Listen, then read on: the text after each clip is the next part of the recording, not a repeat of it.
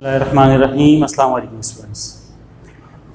Class आज हम first year maths में 22nd लेक्चर स्टार्ट कर रहे हैं और इसमें हम बात करेंगे मैट्रिक्स मेथड की, जिसको एडजॉइंट मेथड भी कहा जाता है।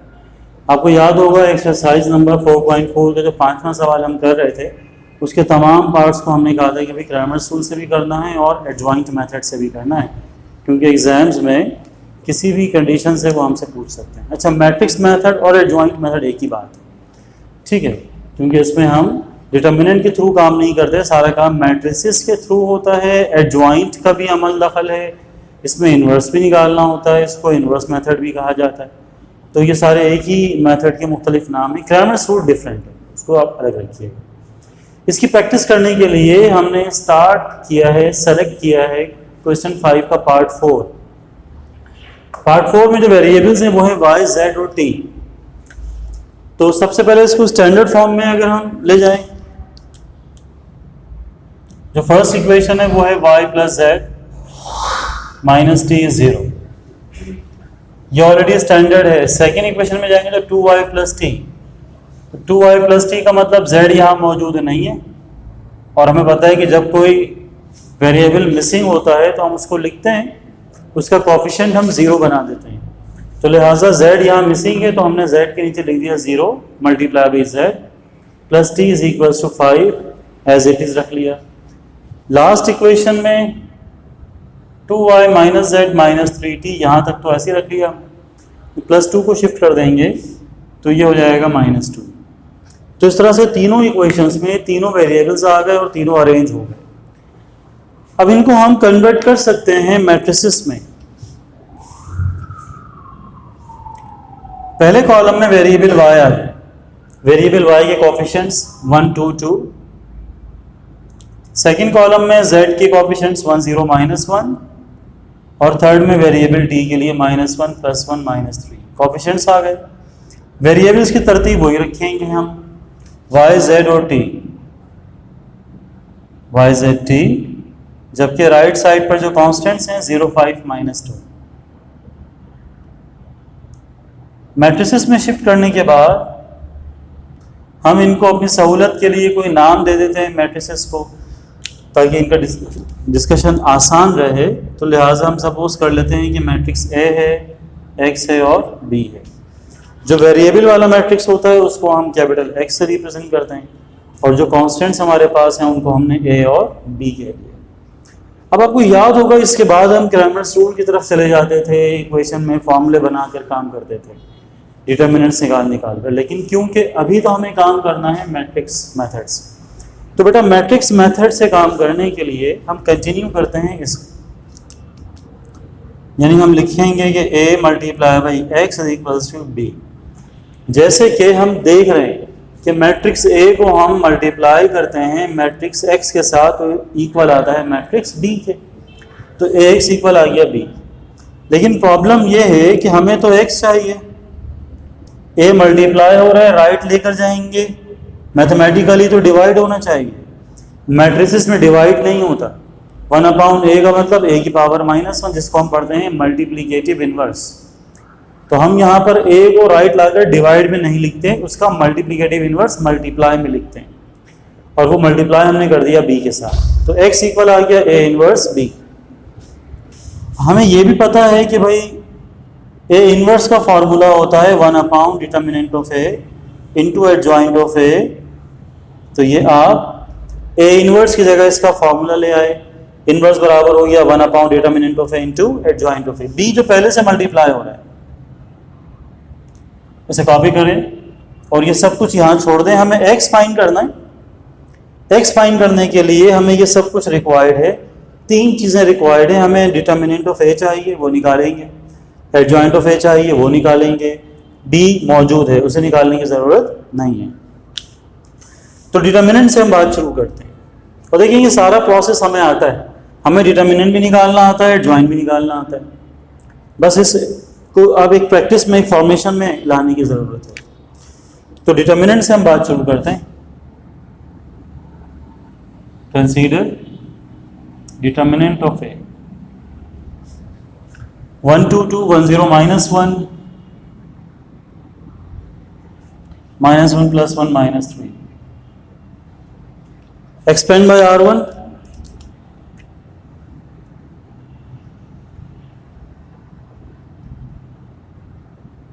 Expand by R1. R1 में पहला एलिमेंट है 1, 1 हम लिखते नहीं है, 1 की रो कॉलम छोड़ देंगे तो 0 -1, 1 -3 बचेंगे। सेकंड वैल्यू है +1, हम लिखेंगे -1, -1 के लिए माइनस लिख देना भी काफ़ी है। इस 1 की रो कॉलम छोड़ दें तो 2 2 1 -3।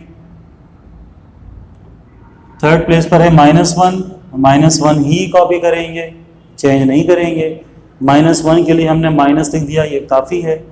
इसके लिए कॉलम छोड़ दें, रो छोड़ दें तो 2 2 0 -1। पहले डायगोनल में 0 आ जाएगा, सेकंड में माइनस प्लस माइनस हम रखेंगे प्लस, 1 1 ज़ा 1।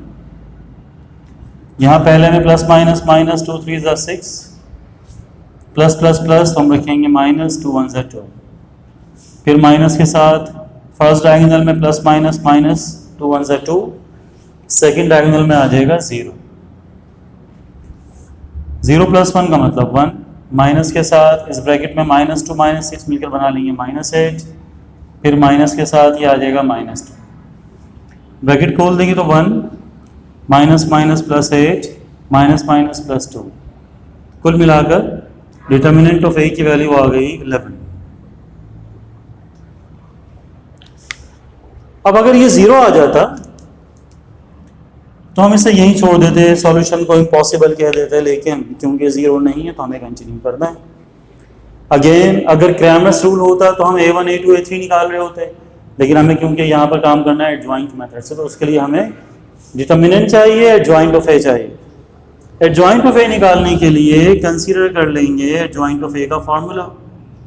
हम जानते हैं कि भाई एडजॉइंट ऑफ a इक्वल होता है a matrix of order 3 by 3 contains the cofactors a11, a12, a13, a21, a22, a23, a31, a32, a33 with the transpose। Equation 1 यहाँ बनाई थी, इस इक्वेशन को हमने कह दिया इक्वेशन 2। a11 से स्टार्ट कीजिए, -1 की पावर 1 + 1, 1 1 का मतलब फर्स्ट रो फर्स्ट कॉलम छोड़ देंगे तो बचेगा 0 -1 1 -3। तो -1 के लिए पावर आ जाएगी 2, फर्स्ट डायगोनल में 0 आ रहा है, सेकंड में प्लस माइनस माइनस तो हम रखेंगे प्लस, 1 1 ज़ा 1। -1 का स्क्वायर 1 होता है, 0 + 1 भी 1 होता है, दोनों 1s मल्टीप्लाई करेंगे तो a11 की वैल्यू आ जाएगी 1। और हम आ जाएंगे a12 पर।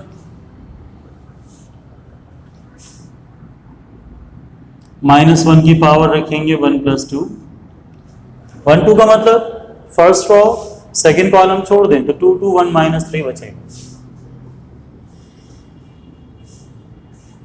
-1 की पावर आ जाएगी 3, प्लस माइनस माइनस, 2 3 ज़ा 6, -2 1 ज़ा 2।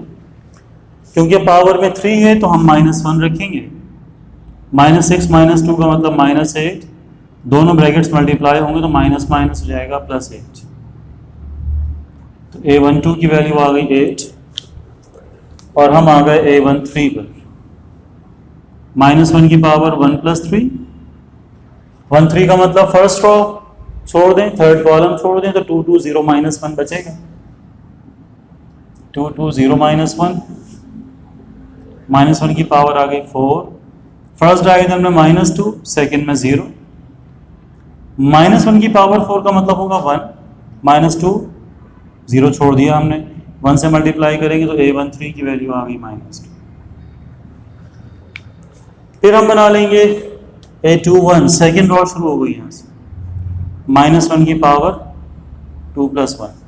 2 1 का मतलब सेकंड रो छोड़ दें, फर्स्ट कॉलम छोड़ दें तो बाकी बचेगा 1 -1 -1 -3, 1 -1 -1 -3, पावर में आ जाएगा 3। पहले diagonal plus minus -3, second minus minus plus हम रखेंगे माइनस, साइन चेंज होती है हमेशा। -1 का क्यूब निकालेंगे तो -1 आएगा, ये दोनों मिलकर बना लेंगे -4, मल्टीप्लाई करने पर A21 की वैल्यू आ जाएगी +4। 2 1 के बाद हम चले जाएंगे 2 2 पर, -1 की पावर 2 + 2, 2 2 का मतलब सेकंड रॉ भी छोड़ दीजिए, सेकंड कॉलम भी छोड़ दीजिए, तो 1 2 -1 -3। किस मरतबा -1 की पावर में 4 आ रहा है, यानी इवन नंबर है, +- -3 +2 1 2, प्लस माइनस माइनस हमने रखा प्लस क्योंकि सेकंड डायगोनल में चेंज करना है। -1 की पावर 4 लेंगे +1, 2 में 3 माइनस करेंगे तो -1, दोनों मल्टीप्लाई करेंगे तो A22 की वैल्यू आ जाएगी -1। 2 2 के बाद हम चले जाएंगे 2 3 पर, -1 की पावर 2 + 3, 2 3 का मतलब सेकंड रॉ छोड़ दें, थर्ड कॉलम छोड़ दें, सेकंड रॉ थर्ड कॉलम, तो 1 2 1 -1। तो बेटा -1 की पावर आ रही है 5, फर्स्ट डायगोनल में -1, सेकंड में 2 1 2, यहाँ -1 मिलेगा, यहाँ -3, मल्टीप्लाई करने पर आ जाएगा +3। तो यहाँ तक सेकंड रॉ कंप्लीट कर लिया आपने। थर्ड रॉ पर जाएंगे, 3 1 से स्टार्ट लेंगे, A31 -1 की पावर 3 + 1, 3 1 का मतलब थर्ड रॉ छोड़ दें, फर्स्ट कॉलम छोड़ दें, तो बाकी बचेगा 1 0 -1 1, तो -1 की पावर आ गई 4, फर्स्ट डायगोनल में 1, सेकंड में 0, पावर 4 -1 के लिए लेंगे तो +1 बनेगा, और यहाँ से भी 1 बचेगा, 0 छोड़ देंगे और मल्टीप्लाई करने पर 1 1 = 1, तो लिहाजा A31 की वैल्यू आ गई +1। 3 1 के बाद हम जाएंगे A32 पर, -1 की पावर 3 + 2, 3 2 का मतलब थर्ड रॉ छोड़ दें और सेकंड कॉलम, तो 1 2 -1 1 बचेगा। इस मरतबा -1 की पावर में आ जाएगा 5, पहले डायगोनल में 1 1 = 1, सेकंड में -2 आ रहा है, हम रखेंगे +2, पावर 5 ऑड नंबर है तो -1 बनेगा, 3 से मल्टीप्लाई करेंगे तो -3 आएगा, और फिर लास्ट वैल्यू A33 -1 की पावर 3 + 3, थर्ड रॉ छोड़ दें, थर्ड कॉलम छोड़ दें, तो 1 2 1 0, पावर में आ जाएगा 6, इवन नंबर है, फर्स्ट डायगोनल 0 -2 1 2, तो 1 मल्टीप्लाई होगा -2 से, तो ये वैल्यू आ जाएगी -2, A33।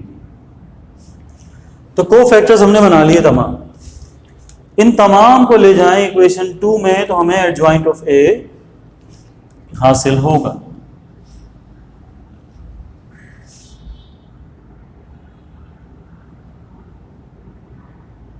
फर्स्ट रॉ की वैल्यूज देखें, 1 8 -2,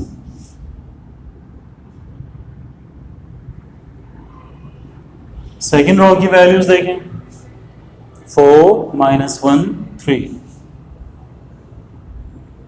और थर्ड रॉ में 1 -3 -2। तमाम जो वैल्यूज हैं उनको आपने उनकी प्लेसेस पर रख तो दिया, लेकिन ये एडजॉइंट अभी कंप्लीट नहीं हुआ क्योंकि इसका ट्रांसपोज निकालना ही बाकी है। जब ट्रांसपोज निकालेंगे तो ये कंप्लीट होगा। और ट्रांसपोज हम किस तरह से बनाते थे भाई, फर्स्ट रॉ को लिखेंगे फर्स्ट कॉलम में 1 8 -2, सेकेंड रॉ है 4 -1 3, ये सेकेंड कॉलम में आ जाएगा, थर्ड रॉ है 1 -3 -2, तो ये थर्ड कॉलम में आ जाएगा। यहाँ पहुंचकर हम कह सकते हैं कि हमने एडजॉइंट ऑफ ए कंप्लीट कर लिया। अच्छा,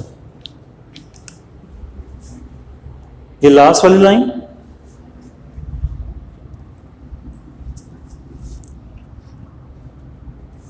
फोर -1 3 1 -3 -2, सही सर। तो रॉस को कॉलम में शिफ्ट करके एडजॉइंट हमने एडजस्ट कर लिया। अब आप देखें एक्स फाइंड करने निकले थे, एक्स फाइंड करने के लिए हमें डिटर्मिनेंट चाहिए, वो हमने बनाया, एडजॉइंट चाहिए, वो हमने बना लिया, बी पहले से मौजूद है, लिहाजा अब हम यहाँ से इस सिस्टम को लेके जाएंगे इक्वेशन 1 पर। इक्वेशन 1 कॉपी कर लें। इक्वेशन 1 हमारे पास है x is equals to 1 upon determinant of a into adjoint of a into b। और यकीनन अगला स्टेप लिखने के लिए हमें साइड चेंज करनी होगी, यहाँ आना होगा, क्योंकि हम देख रहे हैं कि यहाँ पर वो बन नहीं पाएगा। पोज कर तो class x is equals to 1 upon determinant of a into adjoint of a into b। ये जो इक्वेशन है, इस इक्वेशन को हम रीराइट कर लेते हैं, यहाँ से शुरू कर लेते हैं कि भाई x इक्वल है 1 upon determinant of a adjoint of a into b। अब आप यहाँ पर तमाम जो वैल्यूज़ है वो पुट कर दें।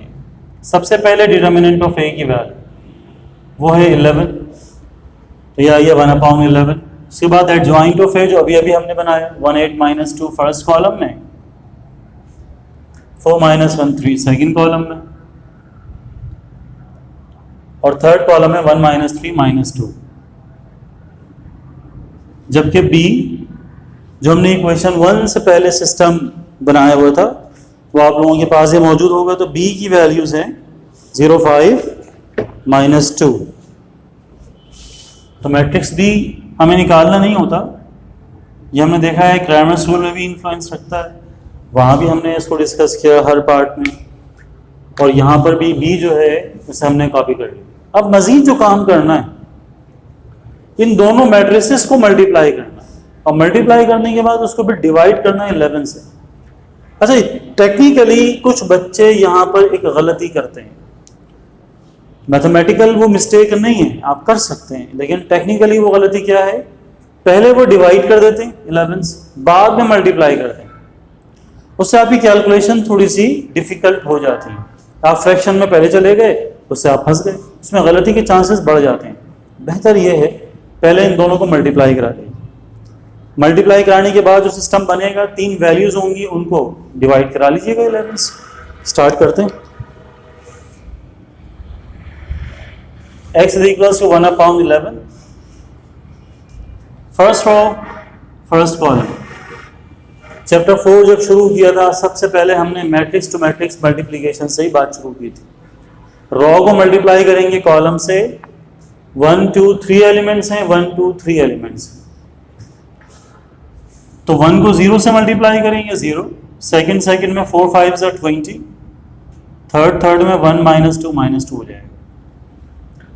अब आप देखिए कोई और कॉलम नहीं है, जब कोई और कॉलम नहीं होता तो फिर हमें रॉ चेंज करनी होती, सेकंड रॉ पर आ जाए। रॉ चेंज करने का मतलब यहाँ पर भी रॉ चेंज होगी आंसर में। 8 मल्टीप्लाई होगा 0 से तो 0 आ जाएगा, -1 मल्टीप्लाई होगा 5 से तो -5, -3 -2 मल्टीप्लाई करेंगे तो +6 आ जाएगा। फिर हम यहाँ पर रॉ चेंज कर देंगे, -2 0 से मल्टीप्लाई होगा तो 0, सेकंड में 3 5 15, माइनस प्लस 2 2 4। तो ये मल्टीप्लिकेशन आपने कंप्लीट कर लिया। अब सिंप्लीफाई कर लें, 1 अपॉन 11 अपनी जगह, 20 में से 2 माइनस कर देंगे 18 आएगा, 6 में से 5 माइनस करेंगे तो 1, 15 + 4 बिकम्स 19। तो ये वैल्यूज आ गई मल्टीप्लाई करके, और ये सब कुछ इक्वल है मैट्रिक्स x के। अगले स्टेप में 2 काम कीजिए, एक तो मैट्रिक्स x को वापस लाइए, ये भी तो एक मैट्रिक्स है, इसको भी तो हमने सपोज किया था, एक नाम दिया था, तो ये किसके इक्वल है, इसे वापस लाएं। तो मैट्रिक्स x इक्वल है y z t। और दूसरा काम होगा राइट हैंड साइड पर, 1 अपॉन 11 को लेके जाएंगे तो 11 क्योंकि डिवाइड हो रहा है तो 18 से भी डिवाइड होगा, 1 से भी होगा, 19 से भी होगा। जब 18 से डिवाइड करेंगे तो ये बन जाएगा 18 डिवाइडेड बाय 11, 1 से डिवाइड करेंगे तो बन जाएगा 1 डिवाइडेड बाय 11, 19 से डिवाइड करेंगे तो बन जाएगा 19 डिवाइडेड बाय 11। क्योंकि 11 की टेबल में ना 19 आता है, ना 1 आता है, ना 18 आता है, तो बस ये आंसर हो गया। अगर कुछ कैंसिलेशंस हैं तो हम कैंसिल कर देंगे, कैंसिलेशंस नहीं है तो हम कैंसिल नहीं कर सकते। तो यानी y इक्वल आ गया 18 अपॉन 11, z इक्वल आ गया 1/11 और t इक्वल आ गया 19/11। इस प्रोसेस को हम कहते हैं इक्वेटिंग प्रोसेस। कर चुके हैं आप इक्वेटिंग भी 4.1 में। इक्वेटिंग बोथ साइड्स, y की वैल्यू है 18/11, z की वैल्यू है 1/11 और t की वैल्यू है 19 डिवाइडेड बाय 11। तो बेटा ये आंसर होगा आपका।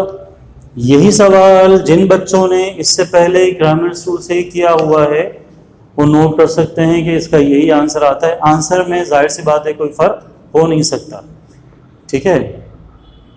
अब आपने रिमेनिंग क्वेश्चंस अटेम्प्ट करने और उन रिमेनिंग्स के अंदर, अच्छा अब इसमें ये है कि क्योंकि लेंथी क्वेश्चंस होते हैं थोड़े से, अब प्रैक्टिस है भी ज़रूरी। और यहाँ पर जो क्वेश्चन नंबर 5 हम कर रहे हैं इस वक्त, उसको ग्रामर स्कूल से भी करना है और मैट्रिक्स से भी करना है। इन दोनों में आप देखिए फंक्शन कोई चेंज नहीं हुआ। अगर हमें डिटर्मिनेंट निकालना है, हमें एडजॉइन निकालना है, मैट्रिक्स टू मैट्रिक्स मल्टीप्लिकेशन, ये सब चीज़ें हम सीख चुके हैं। बस हमें सीखना क्या है, ग्रामर स्कूल का फॉर्मूला वो याद रखना है, ग्रामर स्कूल हो गया, अलग से तो हमें कोई काम नहीं करना। या मैट्रिक्स मेथड में जो मैकेनिज्म है उसका एक तरीक़ाकार है, वो तरीक़ाकार याद रखना है। अलग से कोई नई चीज़ हमें नहीं निकालनी, जो हम सीख चुके हैं 4.3 तक वही सारी चीज़ें हैं, ठीक है ना। सवाल ये लाजमी आता है। अगली क्लास में हम जब जाएंगे तो वहाँ पर भी मैं आपको इस हिस्से में से एक क्वेश्चन करवाऊंगा। तब तक आप एटलीस्ट ये वाले पार्ट्स जो है वो अटेम्प्ट कीजिएगा। इसका पार्ट 3, पार्ट 5, पार्ट 7, 3 क्वेश्चंस आप अटेम्प्ट करके रखेंगे और कोई मसला होगा तो फिर आप पूछेंगे। मुझे पता है कि ये लेंथी हैं, लेकिन जिस वक्त आप ये लेक्चर नोट कर रहे हैं, कल से पहले एटलीस्ट आप 3, 5, 7 में से कोई 2 क्वेश्चंस तो करके रखिए। वो तो हो जाएंगे आराम से 1 घंटे में, ठीक है। इतना काम तो आप करके रखेंगे, बाकी फिर चाहे तो तीसरा भी कर लें या बाद में कर लीजिएगा। फिर अगले लेक्चर में जो पार्ट्स बचे हैं उनमें से कोई एक आध और करवा के फिर आप इसे मुकम्मल करेंगे। तो इंशाल्लाह फिर हम कंटिन्यू करेंगे लेक्चर 23 में। प्रैक्टिस अच्छी से कीजिए।